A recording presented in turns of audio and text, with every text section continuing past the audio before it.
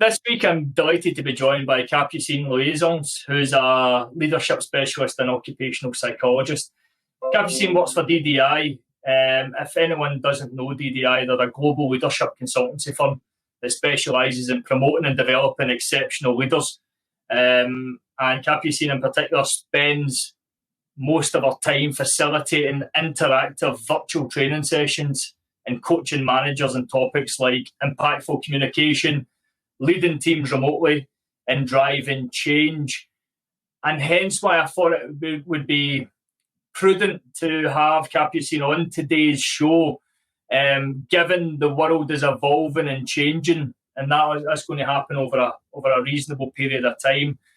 With her experience, hopefully she can share some insight into how you as a manager or a leader could effectively manage remotely. And we're going to do that reimagined. And bear with us because we've got a Scotsman and Capucine's French. Yeah. So there's going to be, so this will be interesting. By the end of it, Capucine will be speaking Scottish, no doubt. Yeah, that would be great. Anyway, thanks for joining us. Capucine, could you give us an insight then? What's your view on managing remotely in your experience? Yeah, thank you, Terry. And thank you for inviting me. I'm really pleased to be here. And yeah, that's a topic that is so current, and there is so much to say about it. But the key challenge is that I see, and I'm sure you can complete, Terry, because you're leading yourself a team remotely. But one of the key challenges is really about not to be able to see each other on a regular basis like you would do if you were in an office. Yeah, I find personally, so I've been managing my team remotely for 5 years now. Initially, everyone sees it as a positive being able to work from home, and it is a positive done in the right light. From my experience, the initial honeymoon period, there's a honeymoon period of a couple of months where, it's great. You can do the washing whenever you want. You can go for your haircut whenever you want. You can do all that. That's great, right? But as a manager and a leader, you need to be aware of working from home or remotely isn't for everyone, in my view. And I've kind of went through that transition over the past 5 years. And I think you have to be. I think communication has to be number one in terms of how you communicate with your team, and I think it's very important. Video as well. I think video is very important because communication. People use email, telephone calls, and now more people are exposed to video calls. And I think the difference being is emails can be read in various different shapes or forms. They can be taken in different ways. Nobody, so it depends on what that person's thinking at that time or the relationship you have with that person, how they read that email. A telephone call, I find it not as personal. It's okay, it builds up a relationship. You can do that as long as you've got that existing relationship. But I find with video calls and managing your team effectively, using video calls, I see that as the most productive way because you can actually build up a relationship up with somebody. You can look in the whites of someone's eyes as you're talking and you can see the facial expressions and it can bring that more. I don't know if I'm just rambling down. No, that is, we're so aligned. And a very interesting fact, I think, is a study from Merabian and Ferris that shows how much of the communication is non-verbal. Yeah. What's your guess about how much is non-verbal? I completely agree. No, 100%. I think, but then, at the end of the day, I think coming back to managing remotely, I think there's various sources of communication that you can use, but I think the most important piece of it, right, we can use video call, we can use email, we can use telephone, all together at the same time, and we can effectively manage a project or a process or whatever that might be. I think the big thing that people need to be aware of coming back to that honeymoon period, I find that, you need to be aware of everyone in your team and manage that effectively, and notice when people are struggling, because they won't necessarily tell you, because they see you as the manager. They don't want, they might be, I'm a very proud person, so I would find it difficult, me personally, if I was working for somebody, to tell them that I'm struggling. I think the big difference is that you can't have like the casual chat that you've got at the coffee machine. So all this like quick question at lunchtime. So you can't have really that. So I love that you're sharing that, because I really believe that the role of the manager is to kind of recreate those conditions of the face-to-face, and like in some ways it's like there is a philosopher that I like that is Gaspard Koenig, and he says that what you're missing in the distance and with technology most of the time is the spontaneous, like the unexpected. Yeah. And I like that, because actually it's true that it helps so much in the relationship and the communication to have this unexpected. So as a manager, like, it's really about finding the way to recreate that. Yeah, and I think you touched on about the discussion at the coffee machine or whatever, right? I think that's very valuable, right? Because when you're in a working environment, tensions can build up as well, but you can easily release that as well, because you could just, have that conversation there and then just say, look, this isn't going to work because of X, Y, and Z. And I think working remotely, it's quite easy, so say you have a regular 9 o'clock meeting, the whole team are on the meeting, you're building up that. But then after that, that person's left alone, right? And then those tensions could be built up during the day. Absolutely. But then they're not able to raise that or tackle that. So I think as a manager or leader, you need to be aware of that as well. You want, like, the worst case scenario is the person feels isolated and is struggling and you don't know that. Yeah. So you're right, like, team meetings are important, but it's also like, I think one key way to overcome those challenges that we're mentioning is by having regular check-in with each of the person in your team, like organizing one-on-one, maybe on a weekly basis, or more often if the person is more junior, for example. And Capucine, I know we're talking about me there, but from your experience, what do you see as the key challenges of managing a remote team? Yeah, well, we talk about communication, and it's funny because here we've talked about like how much it's important to talk more, communicate more proactively, more often, to like compensate for the fact you're not in the office. Yeah. But another part is, I think another key challenge is that when we use technology, obviously you tend to focus on the useful, the practical.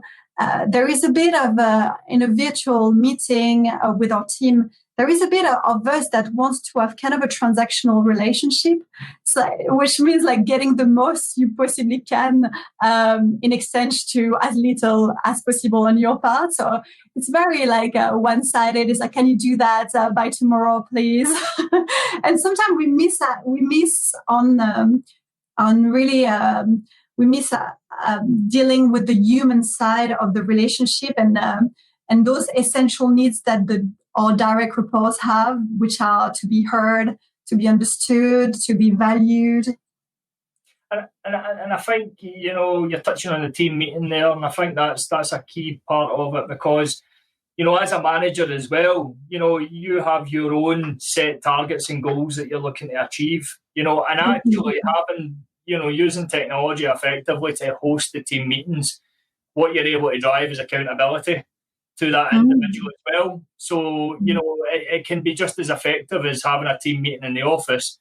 Because at the end of the day, if you're agreeing to a certain thing, as we were touching on there, then when you come onto the team meeting the next day, you don't want to have not achieved that, because people automatically thinking, have you been lazy?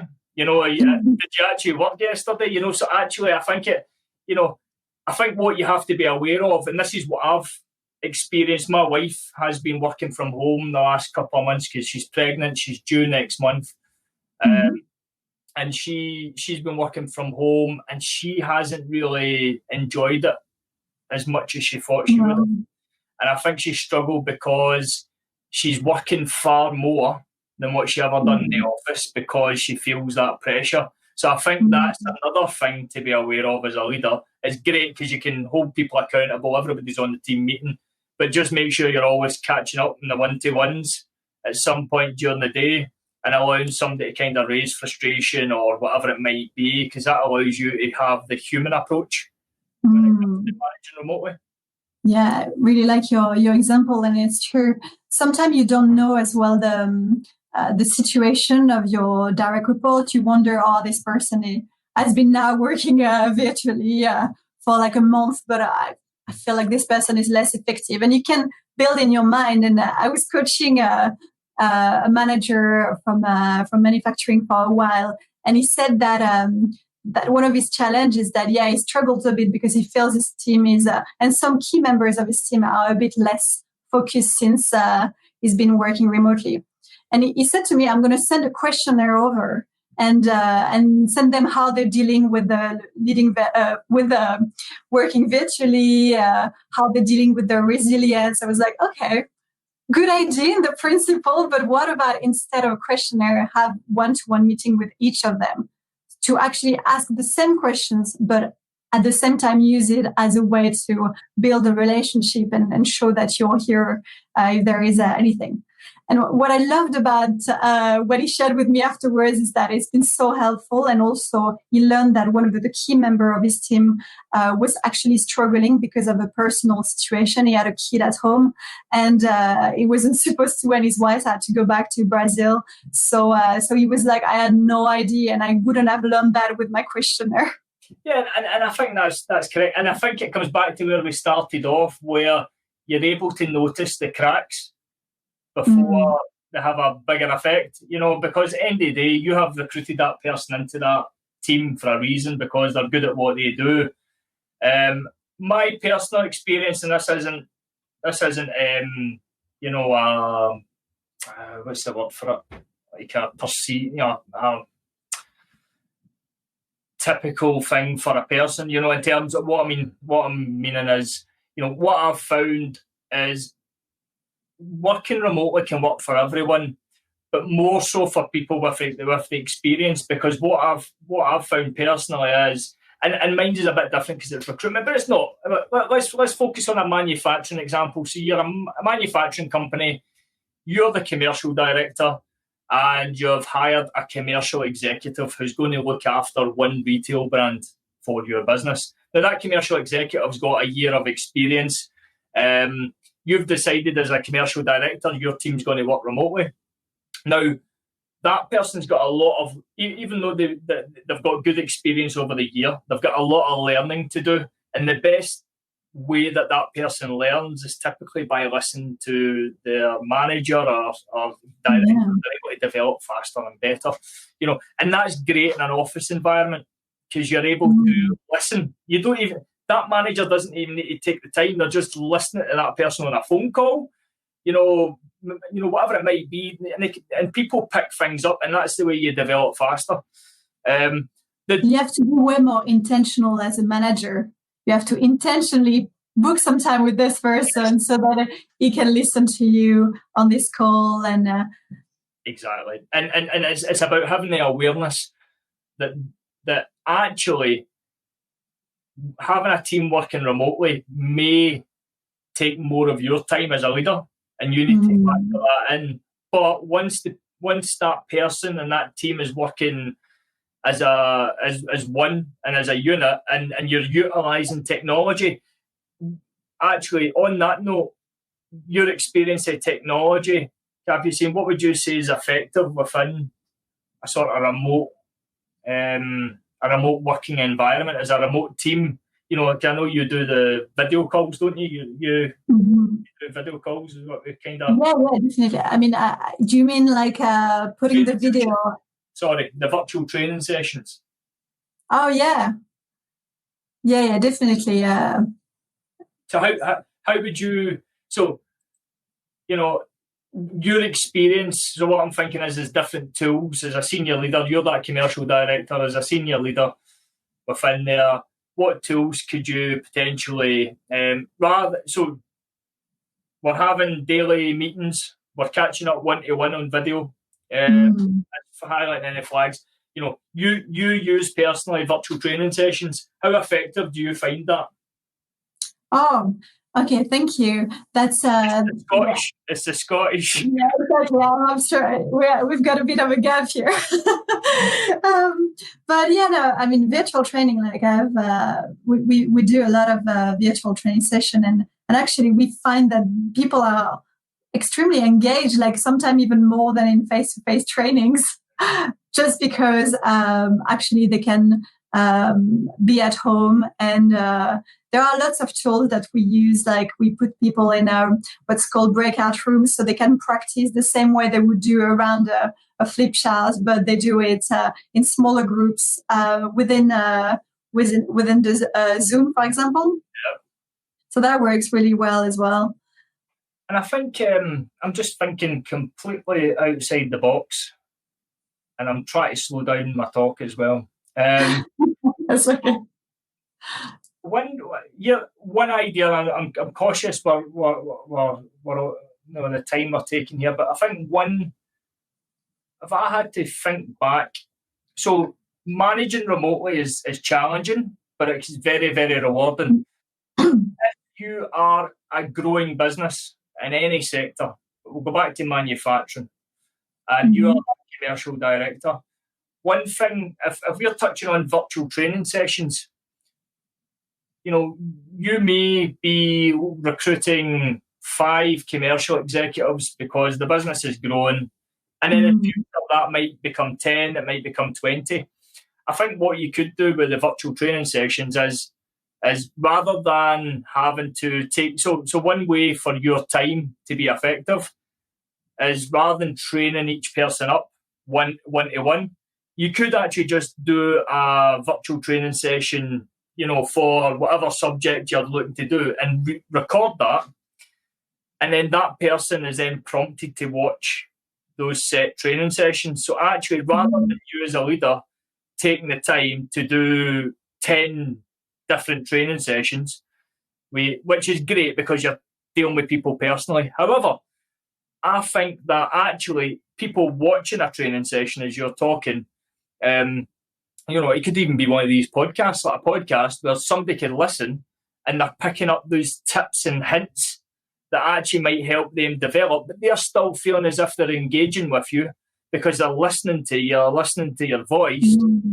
And I think that's quite powerful as well, because that's you managing your time productively as a business leader or a manager. Yeah, no, that's a really good idea. I think that's a really effective way to proceed if you want to save some time. And here you're more talking about like something that is like a top-down approach of like teaching something technical, for example. But what we find for like leadership skills in general, so decision-making, delegation, coaching, leading virtually, etc. So we find that actually having people there present, interacting with each other is actually the power, what's powerful about the virtual training, because those interaction is what sticks to people. It's also a great way to connect between them, but it's a way to practice in a safe environment before having those behavior in real life with your team. Yeah, no, I completely agree. And I think that kind of brings us to a nice close as well, Capucine, because I think if I had to summarise what we've kind of covered there, so back to the topic, which was managing remotely reimagined, and I think we've covered that quite well, because I think managing remotely has its pros and cons. Pros, that if your staff is managed effectively, they can be far more productive. They would also have a better balance of life than what they currently do have. You as a leader need to be aware that not everyone will raise their hand and say that they're struggling. So you've got a duty of care to make sure that you know and you can spot if someone's struggling, you know how someone operates, you can build up enough of a relationship up with somebody where that person can eventually open up. You know, and off the back of it, you know, this would take more time from someone as a leader. It's going to be more time invested, so you need to be aware of that. But you could creatively use virtual training sessions, for example, that can be pre-recorded, and that person is able to learn and develop listening to that and able to question off the back of that. So you're able to still have that personal input. But it's far more effective, especially within a growing organisation, if you intend to recruit multiple numbers of that same role over a period of time. And in addition to that, there is also making sure that you keep your team members and goals visible and in focus. I think this part about visibility is so key when you lead a team virtually. So it's not only bringing some visibility to the team members with the visibility around goals and clarity around that, but also it's making the team members visible to the rest of the organization. And like sharing feedback, for example, to the rest of the team and sharing achievements is so important because you don't have that. That's a key challenge as well that we observe. And I think, you know, it's not the route I wanted to go down in this, right? But I think it's actually quite relevant, right? And I think the biggest thing that I've noticed, especially in the last couple of months with more people working remotely, is it's important to work is work, but then maybe once a month you do a virtual social as well, okay? It could consist of a quiz, it could consist of having a glass of wine at the end of the week and celebrating. But, you know, I think that's important as well, where it is, you know, the beauty of that is you couldn't necessarily have a bottle of beer or a glass of wine in work, you know, because most people drive home, you know, but actually working remotely, you're able to kind of put work to aside for a second, spend an hour with your team and just be, you know, just that normal person where that team's then buying more into you. And what that's going to improve is retention. You know, they're going to be far more productive. They're going to want to stay with the business and in your team. You know, and I think that's a good cause. What do you think? Oh, definitely. I mean, I agree. That really links to like what I said earlier about like not focusing only on the practical, but also on the personal. And I think in these informal moments, you kind of recreate the real life of like you overcome the distance. And I mean, on top of that, I would say it's also during the one-on-one with your team, not only focus on the practical aspect of the relationship, but also make time for checking in with the person. How are they? Are they struggling with anything?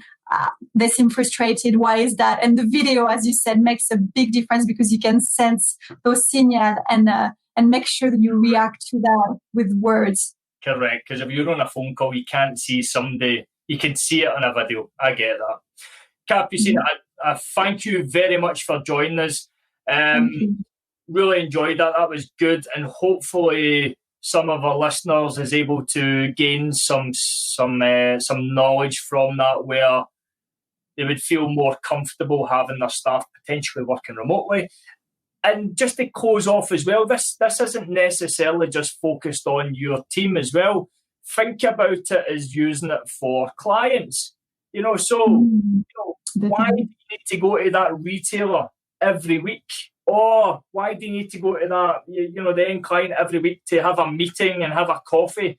Why not just do it over video? Build that relationship up face to face. Yes, 100%. Once that relationship's built up, there's no reason why you couldn't do a video call, which, is far more productive for you. So that's another angle as well, but that can be another day, and might be something we can get you back on in a couple of months' time. We can have that chat. But if one of our listeners is looking to reach out to you, how's best to get in touch? So it's capucine.loisance@ddiworld.com. My name will be written down, or ddiworld.com. I'll put it down in the description with your bio anyway. But thank you very much. Hopefully our listeners have gained from that, and I really enjoyed that, Capucine. Okay. Me too. Really enjoyed it. Thanks a lot, Terry. Cheers.